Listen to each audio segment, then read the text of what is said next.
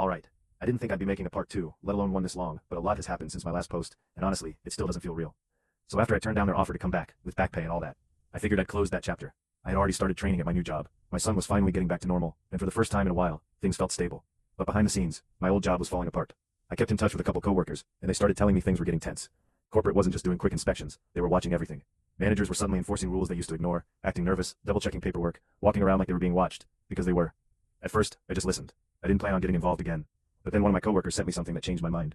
It was a screenshot of a group message from management telling employees to not talk to inspectors without a supervisor present. That didn't sit right with me at all. If everything was fine, why try to control what people say?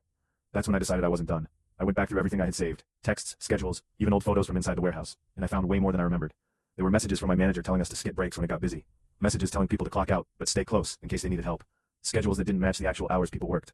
Stuff I ignored at the time because I needed the paycheck. This time I organized it. I wrote everything out clearly, so it wasn't just random complaints. It was a pattern. And then I sent it in. Not to the same local HR that fired me, but higher up. After that, things escalated fast.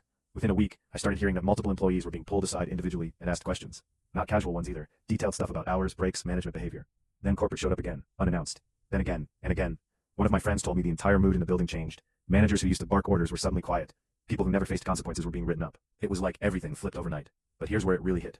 About 2 weeks later, I got a call from a number I didn't recognize. It was someone from corporate HR. Not the same tone as before either. This wasn't a casual, we'd like to rehire you. This was serious. They said they had reviewed everything I submitted, along with internal findings, and confirmed there were multiple violations of company policy and labor standards. They thanked me for coming forward. Then they asked if I'd be willing to give a formal statement. I said yes. I figured if I started this, I might as well see it through. After that call, things moved even faster. My old manager was reassigned, then fully gone a few days later. Another supervisor stepped down, which never happens there. Employees started getting compensated for missed breaks and time issues. New management got brought in from outside. But the part that stuck with me the most wasn't any of that. It was something a coworker told me after a meeting they had. Apparently corporate stood in front of everyone and admitted the company had failed to protect its employees and did not handle certain situations appropriately. That hit hard, because one of those situations was me choosing to take care of my sick son. I didn't need revenge in the way people usually think about it. I didn't go back there to rub it in anyone's face. I didn't argue or try to make a scene. I just told the truth and let it do what it does.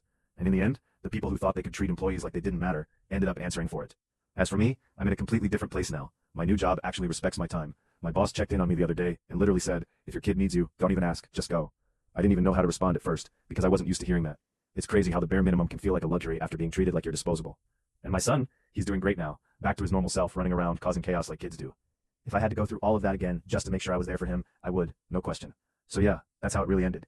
Not with some dramatic moment, but with accountability. And honestly, that lasts a lot longer. If there's anything to take from this, don't let a job make you feel guilty for being a parent. Don't ignore red flags just because you need the paycheck. And don't underestimate what speaking up, with proof, can actually do. Because sometimes the best revenge isn't getting even, it's making sure it doesn't happen again.